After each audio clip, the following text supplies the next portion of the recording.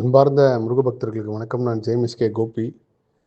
என்னுடைய முருகர் ஆராய்ச்சியில் எத்தனையோ அற்புதம் அதிசயங்களை முருகப்பெருமான் உணர்த்திருக்காரு. அதில் பல கோயில்களோட விஷயத்தை நான் உணர்ந்து மிரண்டு போயிருக்கேன். அதில் சமீபமாக முருகர் ஆராய்ச்சியில் நான் உணர்ந்த ஒரு கோவில் கோயம்புத்தூரில் இருக்குது. சிவன்மலை எப்படி 4 யுகங்களுக்கு சம்மந்தப்பட்டதோ, புராண இதிகாசங்களோட தொடர்புடையதோ, அந்த மாதிரி கோயம்புத்தூரில் ஒரு அற்புதமான ஒரு கோவில் இருக்குது. அந்த கோவில் பற்றின ஒரு விஷயத்தை நான் நிச்சயமாக நேராக பதிவு செய்ய போகிறேன் விரைவில்.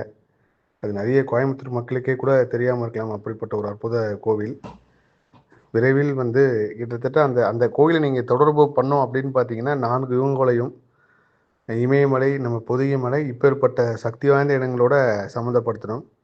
பெரிய பெரிய மகான்கள், சித்தர்கள், ஞானிகள், ரிஷிகள் எல்லாருமே அந்த இடத்துக்கு வந்திருக்காங்க.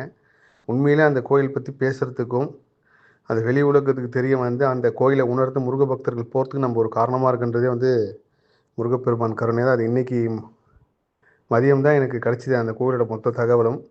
விரைவில் கோயம்புத்தூரில் ஒரு அற்புதமான கோவிலை முருக பக்தர்களுக்கு சமர்ப்பிக்க வரேன்.